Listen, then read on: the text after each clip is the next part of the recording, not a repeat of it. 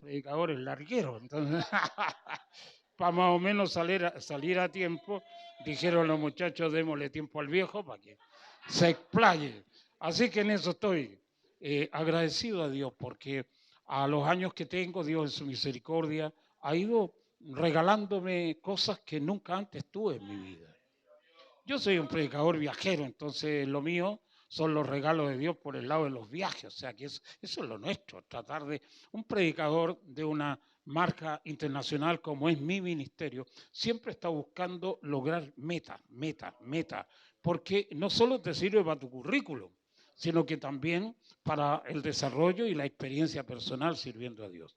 Así que, mis amigos, acabo de venir de un largo viaje por el Medio Oriente, imagínate, de la Pincoya a Jerusalén.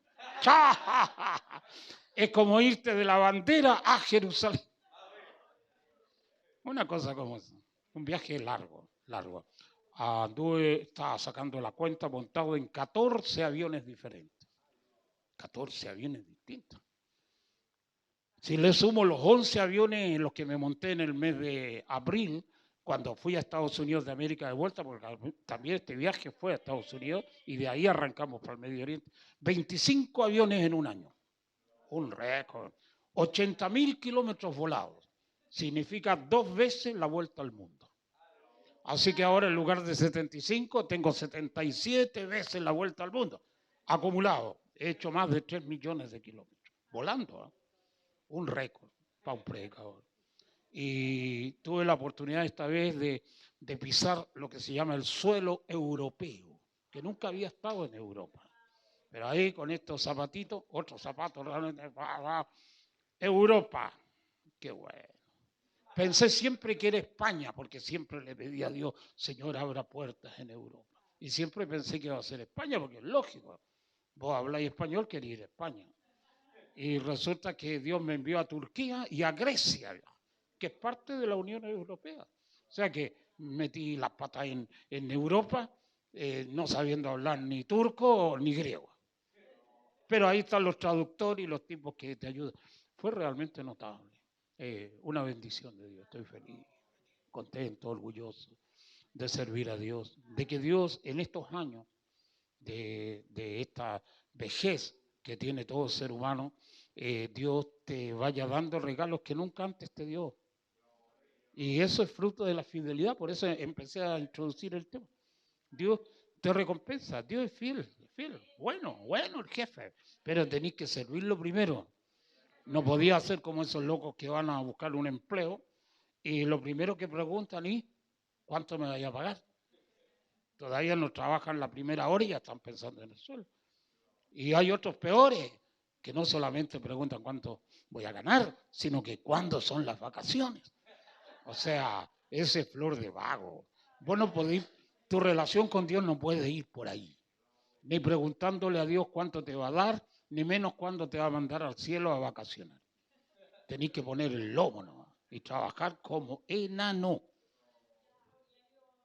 Eso es lo que yo hice en toda mi vida. Y ahora estoy viendo frutos realmente extraordinarios. Y lo mejor de esto no es que solamente este viaje va a ser. Hay otros viajes en carpeta. Porque Dios te pone en contacto con personas que son los que te abren las puertas. Llaves de oro. Así que, amigos míos, en todo mi currículum de predicador, de los 5 continentes que hay en este planeta Tierra, he estado en 4 de ellos. Hay que echarle. Me falta solamente Australia. Y en algún momento Dios va a abrir puertas en Australia. Y vamos a ir seguramente a Sydney o a algún otro lugar de esa maravillosa tierra.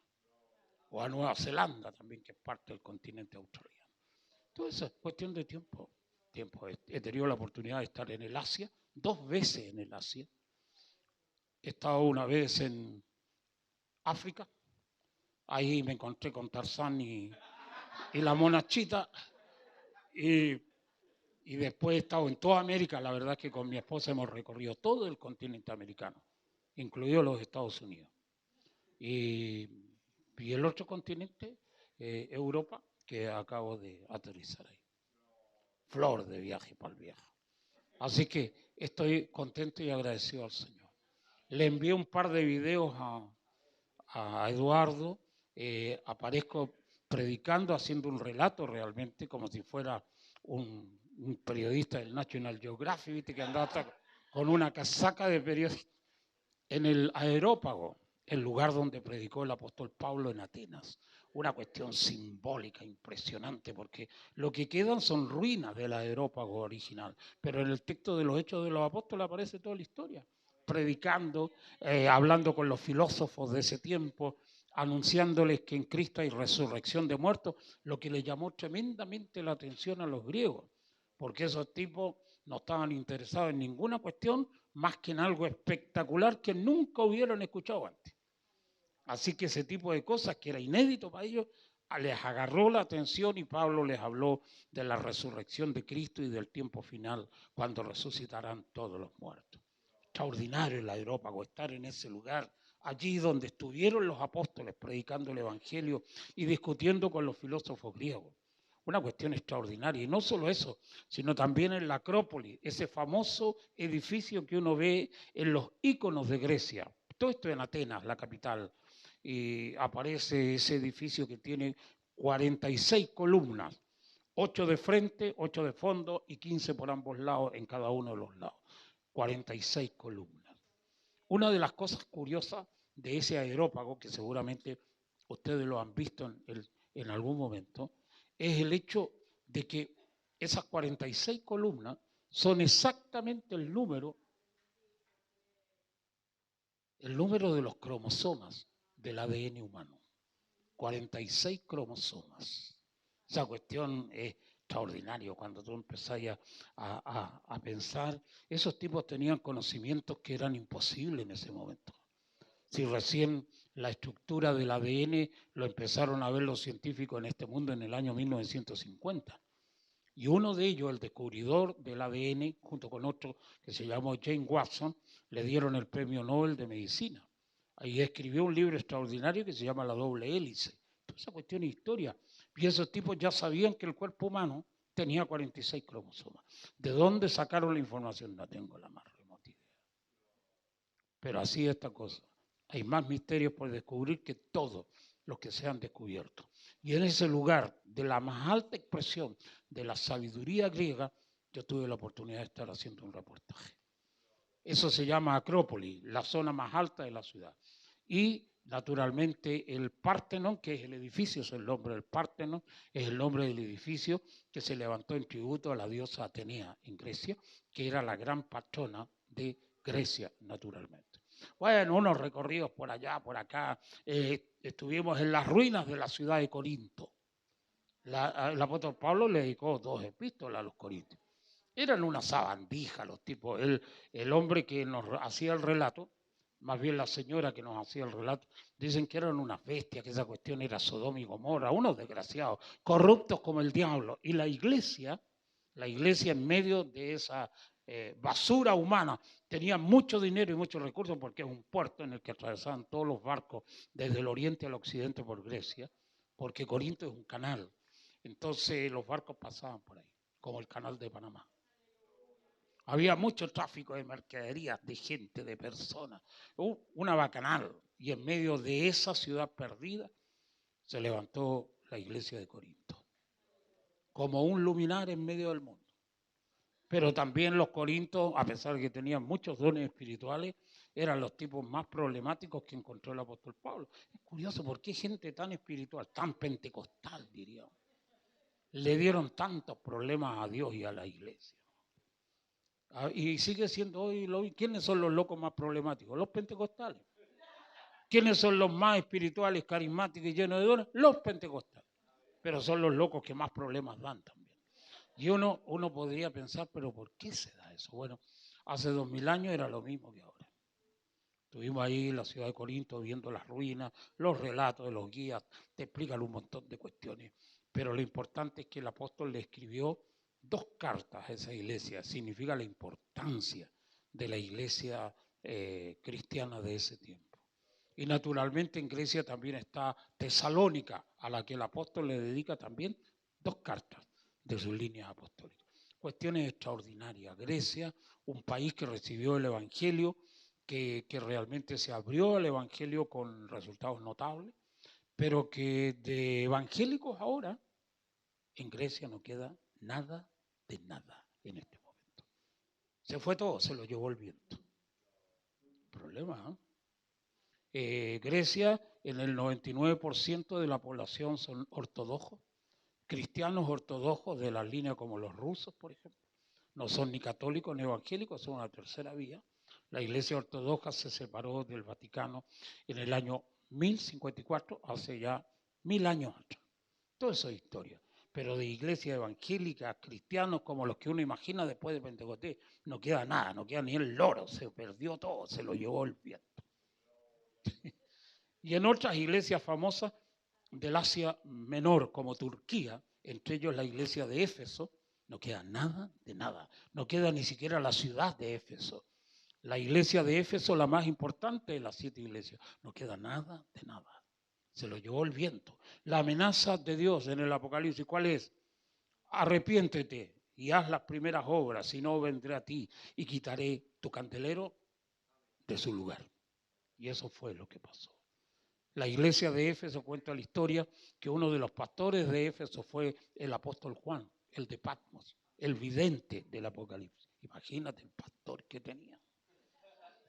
Y otros tipos que averiguan historia me dijeron que la Virgen María era la jefa de Dorcas de la iglesia.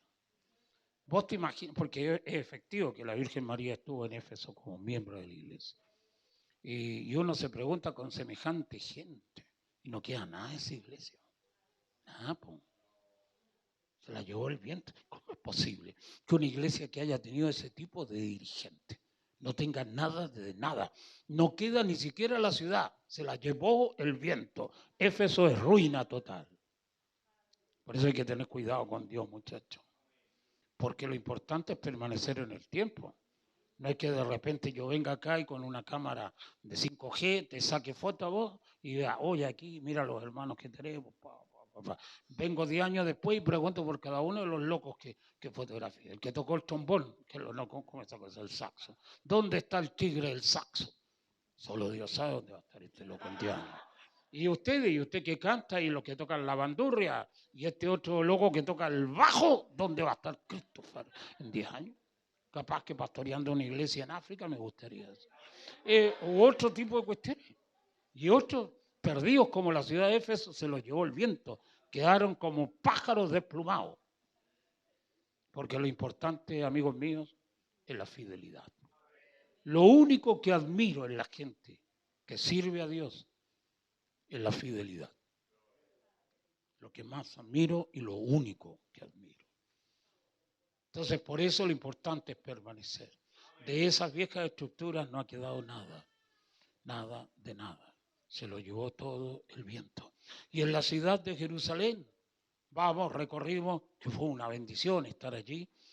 Allí en el Pentecostés subimos al monte de Sión, el cenáculo, donde se dice que Jesús impartió la última cena.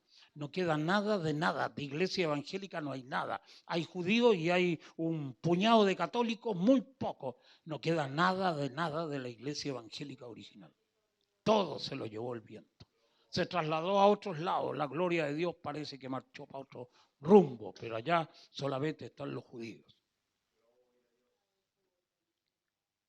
Problema serio. En eso pensaba, Señor, ¿por qué pasa lo que pasa? ¿Por qué en lugar de permanecer las iglesias se desvanecen, se desaparecen, se las lleva el tiempo, se las come el viento? Todo se esparce, todo se dispersa.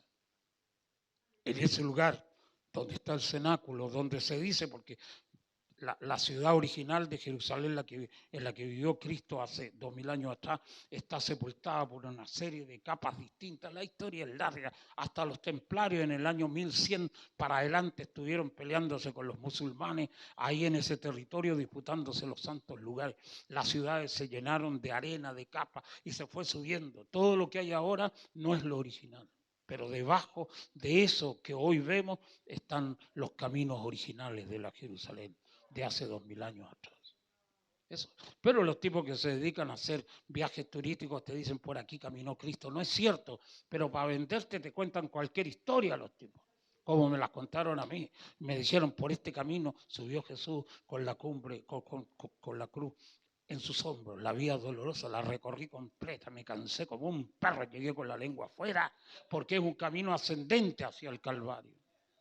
Y sinceramente me imaginaba a Cristo, no solamente caminando, sino cargando la cruz, dolorosa, amarga, terrible, espantosa, azotado. Me emocioné. Y me dio pena, me dio pena. Me dio pena de que a veces el sacrificio del Hijo de Dios no es valorado ni siquiera por la propia iglesia como nosotros. Me dio pena por mí, porque no he sido completamente fiel como debí ser. Me dolió el dolor de Cristo, lo sentí en mi alma. Claro. Hasta el monte del Gólgota, todas esas cuestiones las vais viendo, te cuentan historia, el Getsemaní, el monte de los olivos, el lugar donde Cristo oró, ese reducto que es el Getsemaní, el lugar del dolor, de la experiencia más traumática que pasó el Hijo de Dios antes de ser puesto en la cumbre del Calvario.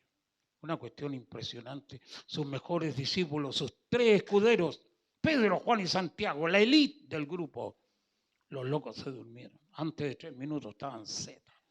Lo que pasa es que el peso de las tinieblas es tan terrible en esa prueba que nadie hubiera sido capaz de permanecer despierto.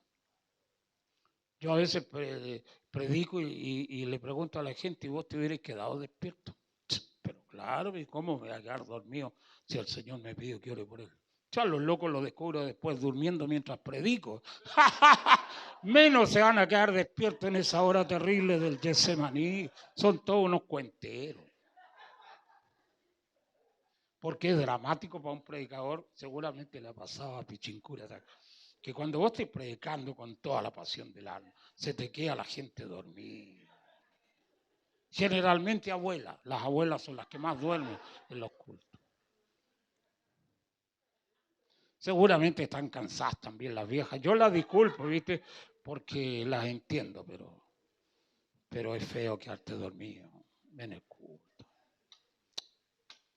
Así esta cosa. Así que para mí el impacto de haber tenido la oportunidad por primera vez de ir a Jerusalén es una cuestión extraordinaria. Y cualquiera de ustedes que tenga algún día la posibilidad, ya sea que te regalen el viaje o tengáis la plata para pagarlo, tendríais que hacer el viaje. Es bueno peregrinar, porque después de todo somos extranjeros y peregrinos. Ese es el tema de esta noche. Ya tomé cuenta a la hora que partía. Pero esta es parte de la introducción. Pero leamos el texto. Dicen que todos los que van a Jerusalén vuelven más locos de lo que partieron. A mí me pasó eso. Siempre he sido loco, pero volví peor.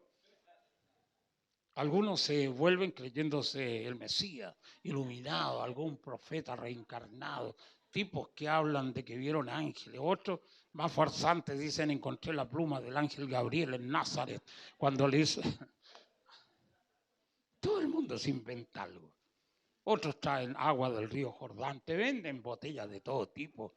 Una cosa extraordinaria. Esta es parte del sermón, no se asusten. No solamente vi el río Jordán, en el lugar donde se supone que Jesús se bautizó, ¿no? No solo eso, sino que estuve haciendo bautismo en el río Jordán. Vestido de túnica, hacía años que no me metía a un río a bautizar gente. Y ahora fue la ocasión. Vestido a la usanza de túnica blanca, ¿viste? Que te las venden allá todas las cuestiones. Si vos no lleváis túnica, los tipos te venden. Y te venden las toallas después también para que te seques. Y todo eso es negocio. Las sandalias, lo que necesites, está disponible ahí. Así que me dieron a mí los atuendos, me metí al agua. Habían unos 3 pastores bautizando, 2 de ellos de Estados Unidos y yo, el chileno, el único chileno.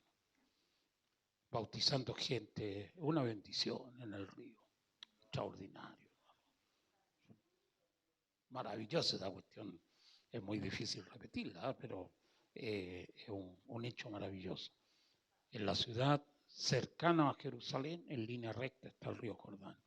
Una ribera es de Israel, la otra ribera del río Jordán es Jordana, de Jordania. Así que el país de Jordania lo veíamos al otro lado del río. Esos son los límites. Y la pelea y la disputa que hay con los palestinos es feroz, hermano. Bueno, ya les voy a contar otra historia. Así que volví más loco que cuando salí. Claro que sí. Y por eso ahora, en medio de la locura que me agarró, tengo la Biblia aquí conmigo. Es una cuestión inédita porque nunca ando con una Biblia. Me la sé de memoria, así que... no. Entonces no la necesito. No. Es bueno eso, ¿ah? Como decía un predicador extraordinario que conocí. Se paraba delante de la gente así, sin conocer a nadie, porque la habían invitado, y le decía a la gente, ¿de qué quieren que les predique? Mira, podía salir un loco diciendo cualquier cuestión. Háblame de los carros de fuego del profeta Elías. ¿Cómo te inventáis un tema sobre semejante cuestión? O háblame de Agar y de Ismael. Tenéis que saber mucha historia para zafar. Pero este era así, se la sabía toda, extraordinario. Ojalá algún día yo pueda parecerme a un loco como eso. Pero por lo menos partí trayendo la Biblia, lo cual es muy bueno. Siempre la tengo en el teléfono, pero ustedes son piadosos y pentecostales, cada uno tiene su Biblia. Salvo los neopentecostales que no usan la Biblia ya. Bueno, está bien. Hebreos 11, amigos. La fe. Amén. Qué bueno. Ustedes son palabra de fe. Así que esta palabra de Dios les va a venir muy bien porque los recuerda en su esencia. Amén. Tenemos el texto. Sí, ¿puedes leerlo? Hebreos 11, del versículo 8 hasta el 13. Amén. 2, 3. Dice así. Escucha. Por la fe, Abraham, siendo llamado, obedeció para salir al lugar que había de recibir como herencia y salió sin saber a dónde iba. Por la fe, habitó como extranjero en la tierra prometida, como en tierra ajena, morando en tiendas con Isaac y Jacob, coherederos de la misma promesa. Porque esperaba la ciudad que tiene fundamentos, cuyo arquitecto y constructor es Dios. Por la fe también la misma Sara, siendo estéril, recibió fuerza para concebir y dio a luz aún fuera del tiempo de la edad, porque creyó que era fiel quien lo había prometido. Por lo cual también de uno, y ese ya casi muerto, salieron como las estrellas del cielo en multitud y como la arena innumerable que está a la orilla del mar. Conforme a la fe murieron todos estos sin haber recibido lo prometido, sino mirándolo de lejos y creyéndolo y saludándolo y confesando que eran extranjeros y peregrinos sobre la tierra. En la palabra del Señor. Vamos a orar un momento. Señor, me gusta escuchar tu palabra. Me gusta oírla, sentirla con los ojos abiertos o cerrados, pero escuchar el audio, la acústica.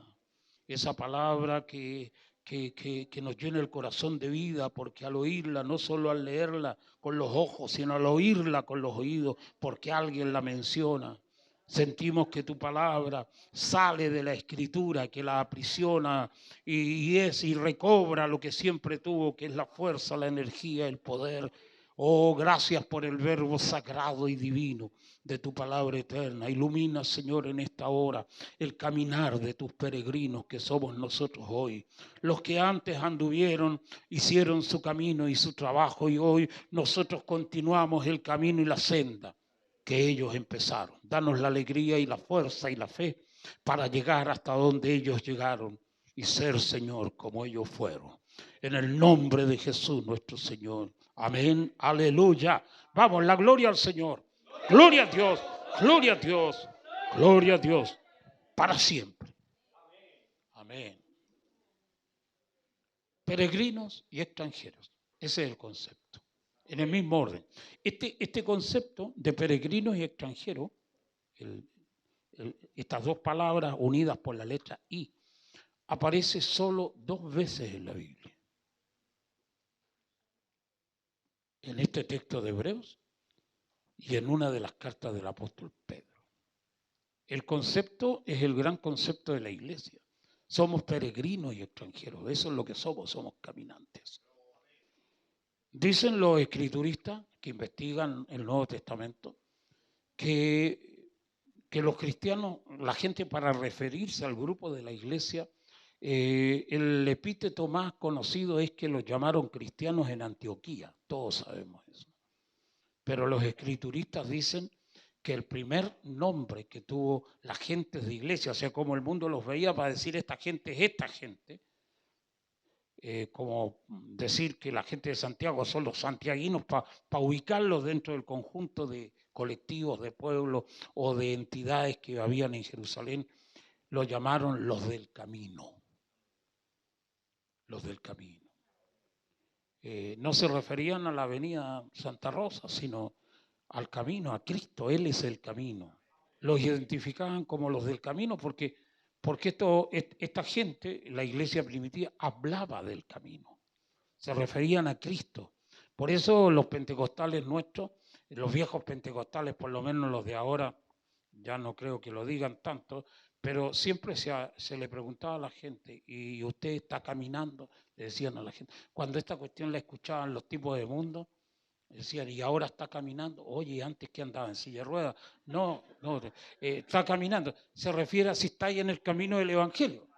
Está caminando. Ese lenguaje canuto, tan críptico, a veces difícil de interpretar si no soy evangélico, se usa el camino. El camino es Cristo, todos lo sabemos. La expresión cristianos, en la traducción de los estudiosos de la Biblia, dicen que se los llamó cristianos en Antioquía por primera vez a los cristianos y que la expresión cristiano en esa forma de ver de los muchachos de Antioquía significaba pequeños cristos, o sea, en el fondo clones de Cristo, iguales pero chiquititos. Qué bueno eso, ¿eh? El concepto cristiano. No solamente el que viene al culto que le canta a Dios, no, el que es como Cristo. Solo que en chiquitito. Un clon, que es lo que Dios quiere realmente que seamos algún día. No solo parecidos a Cristo, sino semejantes a Cristo. Por eso es la lucha y por eso estamos aquí. Usted está en el mejor lugar. Usted está aquí en el camino de Dios. Usted aquí está en la casa de Dios. Usted aquí está en el lugar donde Dios le ha permitido estar. Y la alegría del cristiano debería ser inmensa. En primer lugar, por amanecer vivos. Y en segundo término, por estar sanos. Esa cuestión siempre le agradezco a Dios. Todos los días que amanezco es porque amanezco vivo y le digo gracias, Dios. Y todos los días que amanezco sano como un recién nacido, como una guagua. Sin ningún problema, ninguna complicación, nada. Completamente sano el viaje. No me duelen ni los huesos, ni tengo problemas para caminar, no tengo problemas para comer, como de todo. He comido cosas que ni siquiera te imagináis en estos viajes misioneros que me he agarrado. Sano, gracias a Dios, y vivo. Deseoso de venir aquí a verte, Eduardo, y a tu gente linda, y a todos ustedes, para compartir el primer mensaje después de estos peregrinajes que me he pegado. Contento de servir a Dios. Porque el tema de la vida es un milagro. Toda la gente que amanece viva cree que eso es normal. No, lo normal es amanecer muerto. Eso es lo normal, porque la muerte está por todos lados. Lo normal es estar enfermo. Si hay millones de bacterias, microorganismos, bacilos, virus o cuestiones peores que el COVID-19 rodeando a la gente. La gente cree que lo normal es estar sano. No, lo normal no es estar sano. Lo normal es estar enfermo. Lo normal es estar muerto. Eso es lo normal. Este es el planeta de la muerte. Entonces, cuando amaneces vivo y estás sano y hay bendición y Dios te guarda y Dios te proteja, una cuestión extraordinaria. Y le rogamos a Dios también por este país, que Dios lo bendiga, que Dios lo guarde, que Dios lo proteja, que el Señor nos bendiga y nos dé siempre su fuerza y su paz. Estaba pensando justamente siempre antes de subir al púlpito, leo las últimas noticias. Por eso agarro el teléfono, busco en el Google las últimas noticias, generalmente de los diarios españoles, porque están como 6 horas por delante de nuestro horario, entonces las cuestiones las publican antes que aquí en Chile. Y hace unos días atrás, comenzando la semana, hubo un atentado terrorista terrible en Estambul.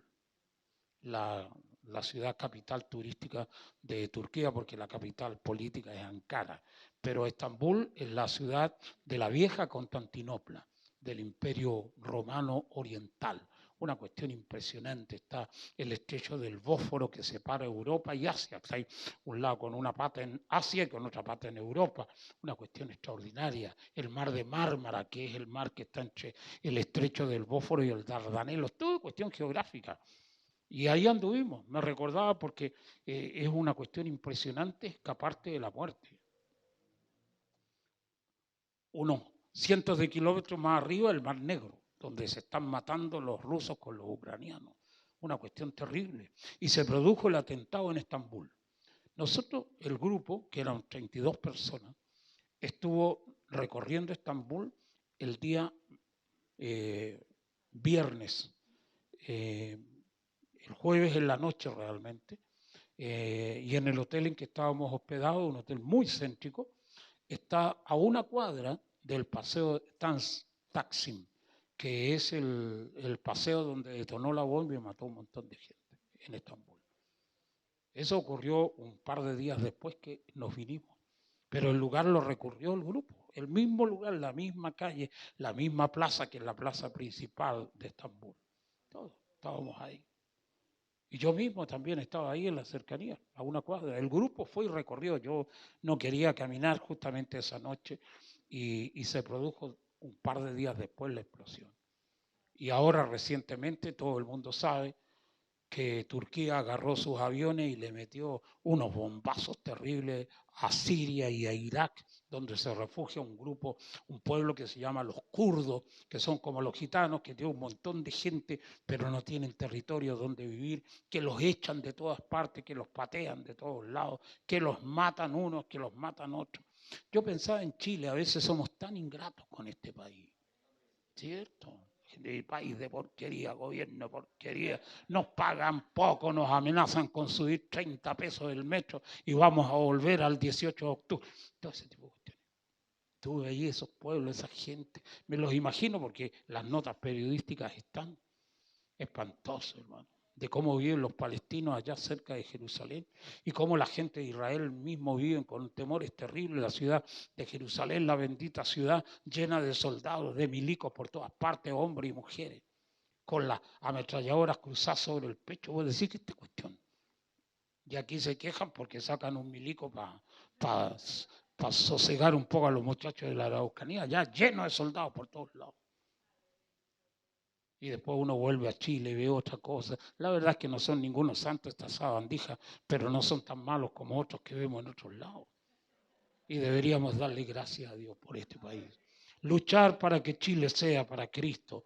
Plantar iglesia, evangelizar, llevar el mensaje de Dios a la gente para que se conviertan al Señor. Y ser agradecidos porque aunque somos peregrinos y extranjeros sobre la tierra, este lugar en el que transitamos está en paz. Y le rogamos a Dios que continúe así. No nos gustaría tener un país violento, lleno de tipos terroristas, poniendo bombas por todos lados, haciendo sentir a la gente la inseguridad extrema. Amemos a este país, amemos a Chile, prediquemos la palabra del Señor, oremos por esta nación. Yo no sé si la otra vez les conté, pero mi ritual de oración por Chile es muy fuerte. A las 9 de la mañana una oración por Chile, a las 12 del día otra oración, a las 3 de la tarde otra oración, 6 de la tarde otra oración, 9 de la noche otra oración por Chile, 5 veces en el día, orando por este país intensamente, que Dios lo convierta en Cristo. Yo hago esto porque estoy viejo y todos los viejos deberían hacer algo parecido, o sea, un viejo que no ora a Dios es un viejo que realmente no aprendió nada en la vida. Esa cuestión es lamentable. Está bien que la cabrería joven coma sin darle gracias a Dios, pero si vos sois un viejo de iglesia y oráis como come la mascota en tu casa, sin darle gracias a Dios, no mueven ni la cola, esos locos son más desagradecidos que el diablo. Vos tenés que darle gracias a Dios, tener tu tiempo de oración. Y si te gustan los ayunos, tendréis que meterle a los ayunos. Pero un tipo que es viejo y está más cerca del arpa que de la guitarra, debería meterle a consagrarse un poco más a Dios. Lógico, ¿cómo podía ser un viejo insensato, un loco que no ora a Dios, que no busca a Dios? No, tendréis que dedicarle. Es lo que yo hago. Y no es que me presente como ejemplo, no soy ningún ejemplo para nadie. Pero realmente siento que debo vivir más en contacto con Dios que lo que nunca antes viví en mi vida. Porque estoy de camino a Canaán. Claro. Camino de Canaán, aleluya. ¿Quién cantaba eso, Pichincura? La Débora Velázquez, ¿no? Y también otros que cantaron. Pero la autora principal es Débora Velázquez, puertorriqueña, extraordinaria cantante. Año 65 empecé a escucharla, la Débora.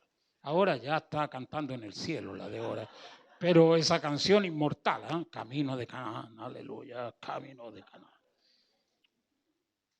Qué lindo. Yo estoy en ese camino. Entonces, por lo tanto, el loco tiene que consagrarse un poco más. Y todos ustedes van para allá, pues van para ser viejos y abuelos, aunque tengan 15 años.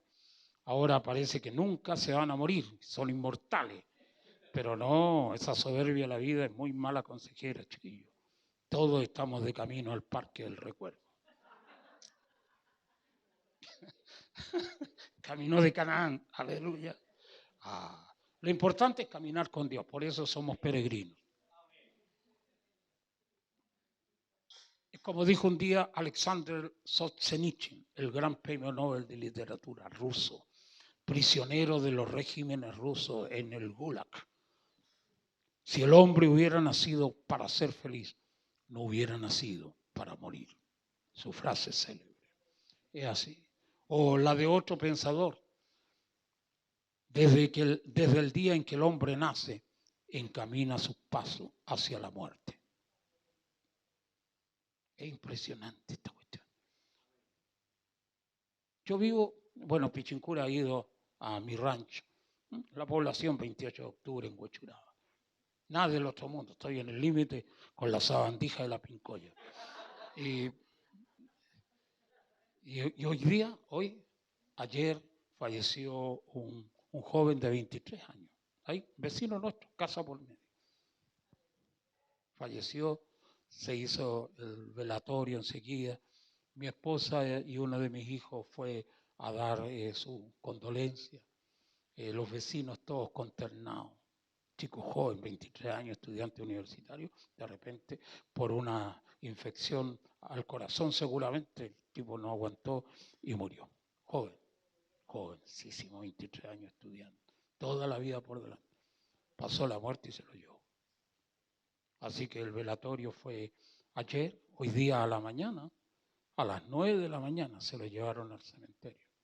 Parque del Recuerdo seguramente que está ahí cerca de casa. Tú conoces el lugar.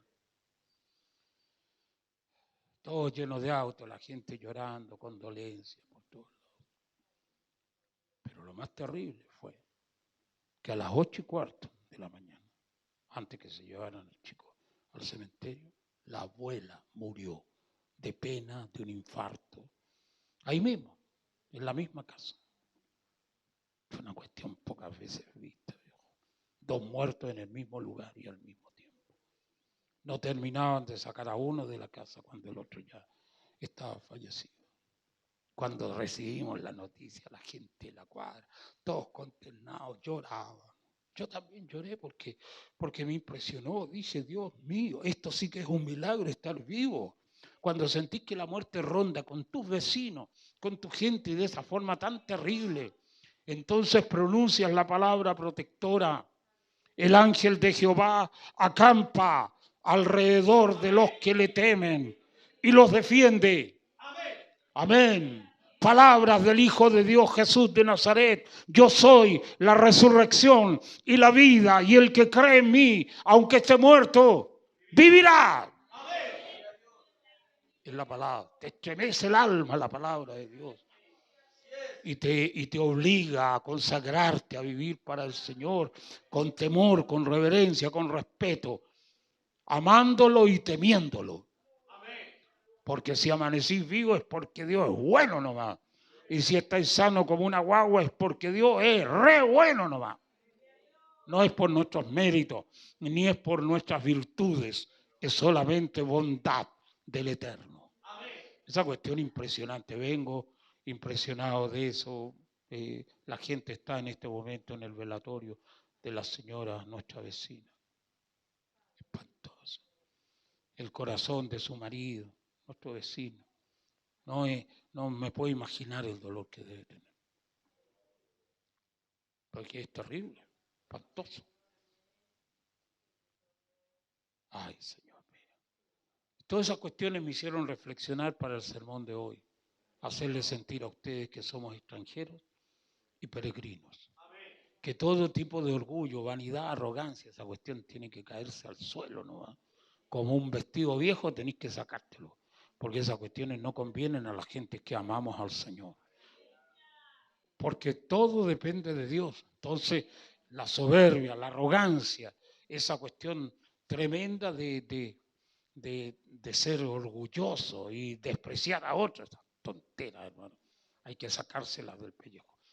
Y una de las cuestiones más icónicas dentro de este caso es que la señora que falleció, la abuela del muchacho que ahora se lo han llevado al cementerio, había estado en relación con la iglesia desde toda la vida, pero se había descaminado, se olvidó de Dios, endureció el corazón.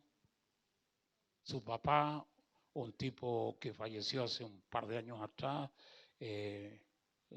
fiel al Señor y fiel a la iglesia, con un testimonio virtuoso, pero ella nunca volvió al Señor. Se apartó de Dios, se descaminó, se olvidó de Dios. Y aunque siempre tuvo oportunidad de volver a hacer su vida cristiana, nunca la hizo. Dedicada al trabajo, trabajólicos, son locos, laboraban, les ha ido bien, se han comprado varias propiedades ahí mismo en la cuadra, han edificado sus casas. Pero ¿qué es eso cuando la gente se muere? Se mueren jóvenes los locos, queda nada. Y sobre todo vivir lejos de Dios. Esa cuestión, teniendo toda la mano, teniendo el testimonio de su papá, la oración de su papá. Tú me imagináis un padre lo que debe orar para que una hija vuelva al redil. Y la tipa dura, arrogante. Esas cuestiones son terribles en la gente. Sí, son terribles en la gente. Hola.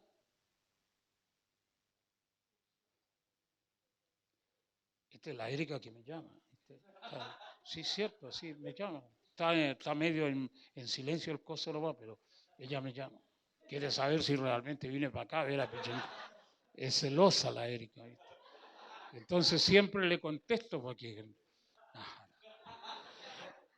Y entonces ese hecho de ver a una vecina que pudiendo haber retornado al camino de Dios no lo hizo.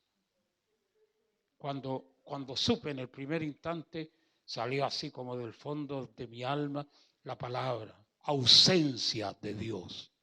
Qué terrible la soledad del alma, hermano. Cómo los locos, escuchando a Dios, sabiendo de Dios, teniendo iglesias cerca, escuchando a los hermanos, cantos, prédicas, callejeras, porque por ahí en la calle donde yo vivo hay una iglesia en la esquina, y la otra iglesia, que es de la misma iglesia del papá de esta señora, está a media cuadra al frente en la otra calle. Todo cerca, rodeados de palabra de Dios, prédica, los locos duros. Se creen inmortales, arrogantes. Como tenían más plata que la demás gente, como nosotros, los tipos vivían con una mentalidad diferente. Se nota eso en la arrogancia de la gente. Sí. Por eso te enseña a meter la cola entre las patas, como los perros tímidos. Claro. Esas son las lecciones que te quedan. Por eso somos peregrinos y extranjeros. La vida no la tenemos comprada. Ni siquiera sabemos la hora en que vendrá la carroza. Y entonces con temor y temblor tenemos que amar a Dios, servirlo, amar a Dios con toda la fuerza del corazón, aprender a vivir la vida con sencillez, con humildad, sin arrogancia. Nunca despreciar a nadie ni creerte mejor que otro. Esa cuestión son puras leceras, ¿no? Andando haciéndote comparaciones con otros que son generalmente peores que tú, los miráis para abajo. Y la envidia por los que están más arriba y son mejores que nosotros. No estamos aquí para esas tonteras. No somos mejores ni peores. Tenemos que parecernos a Cristo, el del camino, ese Cristo que nació en un pesebre, como lo vi en Belén. O sea, esas historias sencillas de la vida del Hijo de Dios, caminando entre los montes de esas zonas que tuve la oportunidad de ver. Anduve en el mar de Galilea, recorriendo todo ese periplo de Capernaum, que es la ciudad marítima por excelencia, imaginándonos a Cristo predicándole a esos locos de ese lugar. El mar de Galilea es un lago, no es tan grande, pero dentro del panorama se ve grande. Pero mirado desde alto, del tamaño de un montón de lagos como los que tenemos aquí en Chile. Pero en ese lugar se predicó la palabra. En ese lugar se oyó por primera vez la voz del Hijo del Hombre y del Hijo de Dios anunciando su camino, llamando a los pecadores al arrepentimiento. Amén. Caminantes, peregrinos, siempre caminando, con sencillez, sin tener riqueza cerca de Él, sin amontonar riqueza. Cuando vimos el tema de la tumba, en el huerto de la tumba, cómo eran las tumbas antiguas, excavadas en la piedra. Me imaginé a José de Arimatea descolgando el cadáver del Hijo de Dios para llevarlo a la tumba. Una tumba que no era de Cristo, no era de Jesús, no la compró la tumba.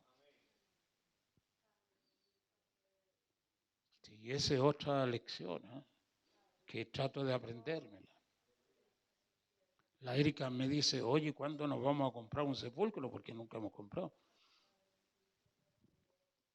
Los locos no tienen casa y piensan en la tumba, son orgullosos hasta para morirse los negros. Porque no aceptan eso de no tenéis dónde caerte muerto. Entonces se rebelan contra eso. La Erika me pregunta, ¿y cuándo? No, yo no estoy interesado en comprar una tumba. Quiero ser como el Cristo, que no tenía tumba. Y siempre pienso a veces, porque como estoy viejo, pienso en la muerte. Pienso, si tuviera necesidad de una tumba, hablaría con Pichincura y le diría, oye, consigue con tu hermano un lugar donde poner los huesos de este predicador. Publicaría en el Facebook, se necesita una tumba para Ernesto Silva. Y me imagino un montón de negros de todo tipo respondiendo, aquí está mi sepulcro, en el camino a Canaán, en el Parque del Recuerdo, en el cementerio metropolitano. Traigan los huesos del viejo y pónganlos aquí. Yo sé que así sería. Si le dijera a la gente, necesito un sepulcro. Acá tenemos, pastor, para usted, para su mujer. Claro. Sí que no necesito tumba. Igual que Jesús. ¿Tú crees que Jesús estaba pensando en la tumba? No. Él tenía todo preparado. Tiene preparado Dios a la gente. José de Arimatea, junto con Nicodemo, los dos discípulos secretos del Hijo de Dios. Nunca estuvieron en público, pero fueron los discípulos más importantes en su ministerio.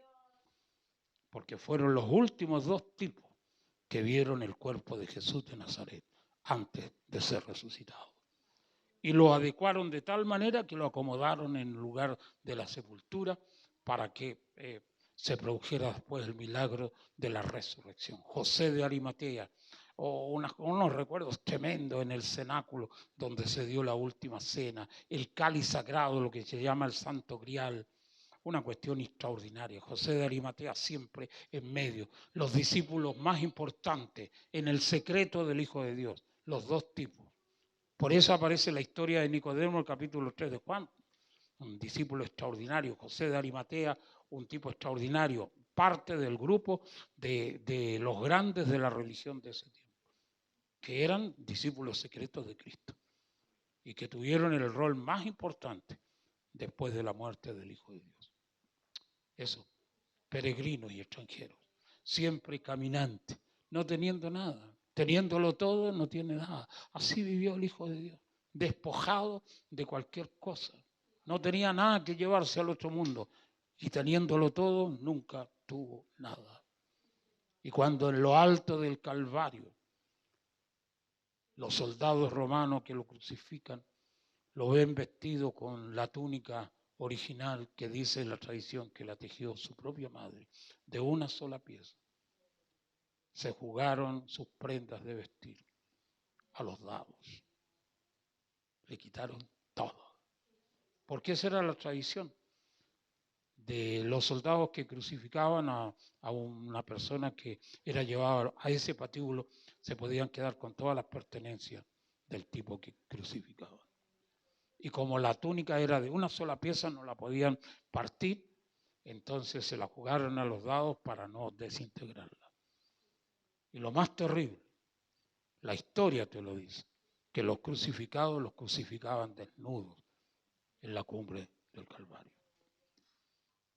Quitaron toda la ropa. Esas fotos o esas pinturas donde Jesús aparece con una especie de pantalón cortito es cuento chino. Es pudor de los pintores, pero la realidad es la desnudez total. Una cuestión impresionante. Por eso explica por qué la gente que siguieron a Jesús estaban lejos. No querían ver la desnudez del Hijo de Dios. Una cuestión dramática, ¿no? Eso es ser peregrino, no tener nada de nada. Y vivir conforme y agradecido a la vida, dándole gracias a Dios siempre. Como el salmo que leyó usted, Salmo 23. El Señor es mi pastor, nada me faltará. Es fácil decir eso cuando en una parrilla tenéis 500 kilos de vaca asándose en el asador y 5 cabezas de chancho. Pero otra cosa es decir, el Señor es mi pastor, nada me faltará. Cuando solamente está el plato blanco con el tenedor y el cuchillo en cada uno de los lados. Porque el Señor sigue siendo pastor en los 500 kilos de vaca y en el plato vacío. Eso es ser peregrino, extranjero. Por eso cuando el tipo toma un vaso de agua, gloria a Dios porque el vaso de agua está. Cuando se come un pedazo de pan, gloria a Dios por el pedazo de pan. Porque después vendrá la mesa de banquete, como dice el texto. ¡Qué bueno el Salmo! Preparas mesa de banquete delante de mí en presencia de mis angustiadores. Aleluya, unge mi cabeza con aceite y mi copa está rebosando. Ciertamente el bien y la misericordia me perseguirán todos los días de mi vida y en la casa del Señor para siempre viviré. Ser peregrino y extranjero, caminante, a pesar de las dificultades del camino. Y a pesar de los otros locos que también están caminando con nosotros, que a veces en lugar de ayudarte a caminar, te ponen una zancadilla, le meten palos a la rueda, en lugar de ayudarte, te hacen daño o tratan de hacerte daño. A pesar de eso, hay que seguir caminando. Somos peregrinos, no tenemos nada en este mundo, todo es prestado, todo te viene a la mano, pero nada es tuyo. Llenarse de esa forma de pensar, como lo hizo Pablo, es una cuestión extraordinaria en la vida del caminante. Por eso dice el texto que hemos leído que tenían deseos de hallar la ciudad de Dios, de la cual Dios es arquitecto y constructor. Extraordinario. Dice que buscaban la ciudad del porvenir, la ciudad del futuro. Esa ciudad que Dios ha construido en la eternidad. Ahora que menciono esto, me recuerdo la frase impresionante de los judíos. Está en el Instituto Hebreo aquí en Santiago. Está la gran fotografía de la ciudad del Muro de los Lamentos de los judíos, porque los judíos no te ponen el domo de la roca. El domo dorado, eso es de los musulmanes, los judíos no lo usan como símbolo, usan el Muro de los Lamentos. Está el Muro de los Lamentos, una fotografía en el Instituto Hebreo, acá en Santiago, grande, con una inscripción abajo, en hebreo, traducido al español. Y dice, a Jerusalén no se va, a Jerusalén se vuelve. Cuando uno de primera no le agarráis la idea, pero cuando después empezáis a carburar, a pensar, te dais cuenta del profundo significado. Porque aunque un judío vaya por primera vez a Jerusalén, nació en otro país, pero es judío, lo llevan a Jerusalén. Le dicen, tú no vas a Jerusalén, tú vuelves a Jerusalén. ¿Sabes por qué? Porque la idea que tienen es que todos los espíritus estuvieron alguna vez en la Jerusalén celestial. Todos, las almas de los hombres.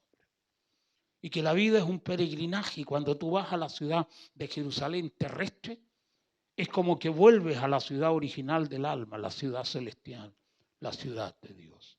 Por eso usan la frase, a Jerusalén no se va, se vuelve. En este peregrinaje que yo hice, esa frase la llevaba en el alma. Y cuando tuve la oportunidad de estar allí en la Tierra Santa, en Jerusalén, la recordé y la mencioné delante de Dios. A Jerusalén no se va, se vuelve. Y le dije a Dios, Señor, yo no vengo a Jerusalén, yo vuelvo a Jerusalén. Porque el alma ha estado en presencia de Dios en la eternidad. Esa cuestión es extraordinaria. Por eso esto te dice el texto, que Dios construyó una ciudad celestial. Lo dice después en otros textos más adelante. Extranjeros y peregrinos, salimos de la gran Jerusalén, la ciudad celestial. Peregrinamos por estos contornos de la tierra en un peregrinaje que seguramente tiene eones, edades incontables, pero que de estar en esta tierra volvemos a la patria del cielo, volvemos a la ciudad de Dios, volvemos a la ciudad santa.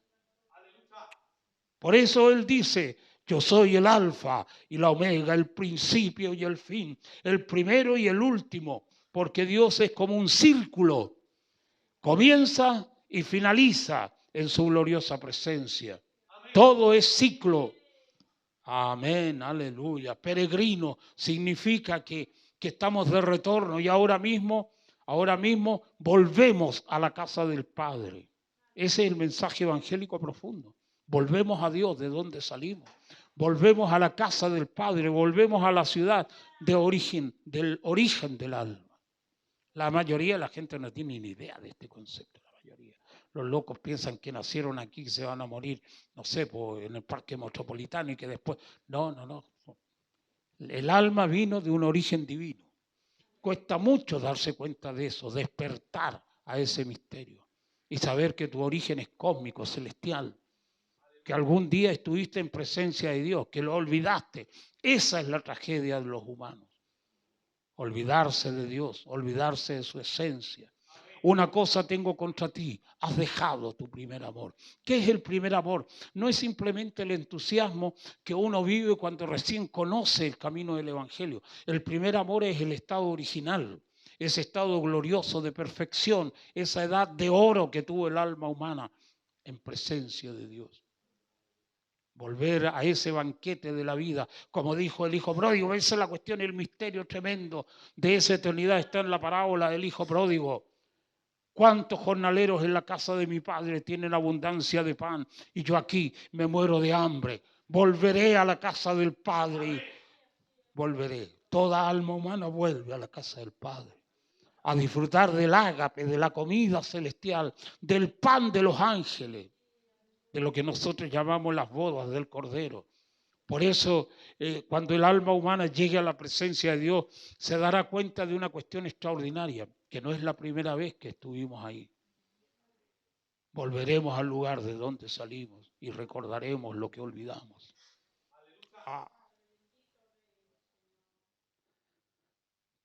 Cuando tú tienes este tipo de pensamiento, todo lo que hay en el mundo, todo, no tiene sentido ni significado, porque empiezas a amar la ciudad de Dios. Es como cuando vienes de lejos, del sur, por allá abajo, y empezáis a ver el resplandor de la ciudad de Santiago, que ilumina la noche.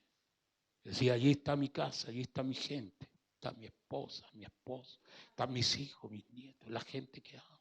Estás lejos de la ciudad, pero el resplandor te hace saber que estás por llegar al lugar donde quieres llegar. Así también es el alma humana, así también.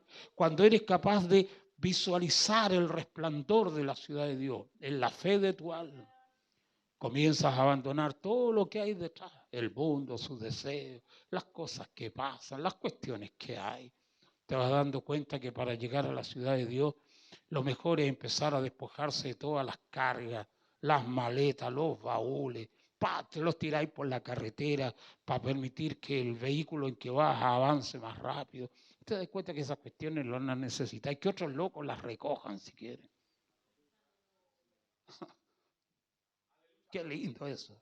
Despojarse, dejar de ser malo, dejar de ser pecador, dejar de ser corrupto. sentir que la santidad agrada a Dios. Como dice la preciosa palabra de los Salmos, la santidad es el adorno eterno de tu templo. Claro, el templo de Dios no se adorna con florcitas, pues muchachos. La santidad es lo que adorna el templo del Eterno. Por eso, amigos, somos peregrinos y extranjeros. Me gusta esta palabra, improvisada, no creáis que está nada pensado, todo es improvisación. Pero surge el corazón a borbotones. Y yo sé que aquí hay personas, igual que yo, que necesitamos ser más peregrinos y ser más extranjeros que lo que hemos sido hasta ahora. Sentir que dejamos de ser mundanos, que no pertenecemos a este sistema. Que lo que hoy tenemos lo vivimos, como dijo Pablo, por la fe en el Hijo de Dios. El que tiene todo sea como el que no tiene nada. Y el que nada tiene sea como el que lo tiene todo. Vivir agradecidos con la vida y con Dios primeramente. Agradecidos y serviciales al Señor, dispuestos a amarlo y a servirlo siempre. A hacer que nuestra vida se comprometa con Dios de una manera única y especial. Amén. Vamos a orar. ¿Quieren ponerse en pie, amigos míos? Estamos aquí camino a la ciudad de Jerusalén, la eterna. A esa ciudad no entrará nada inmundo, nada que haga abominación y mentira, sino solamente aquellos que están escritos en el libro de la vida del Cordero y los que han lavado sus ropas en la sangre del Cordero de Dios. Amén. Levante su mano en el lugar que está. Oramos, Señor, te doy tantas gracias por tener la alegría, la bendición maravillosa de compartir tu palabra con la iglesia, palabra de fe. Trae, Señor, sobre tus siervos la bendición de la fidelidad. Dales la alegría de vivir con toda la fuerza de sus corazones a tu servicio y agrega fuerza tuya a nuestras almas para que te sirvamos con toda la fidelidad que tú mereces. Señor, danos alegría de servir, danos pasión por Cristo, danos la alegría de amarte y tener un corazón consagrado a tu palabra y a tu camino. Peregrinos y extranjeros, eso es lo que somos. Danos la alegría de tener certeza de que esa realidad es para nosotros hoy. Amén. Señor, trae sobre tu iglesia la bendición de tu paz, la bendición de tu palabra y la bendición de tu presencia. Y sobre todo, Señor, permite que la fe no nos falte. En el nombre de Jesús y para la gloria de Dios, lo pedimos y lo recibimos. Amén. La gloria al Señor. Gloria a Dios, gloria a Dios, gloria a Dios.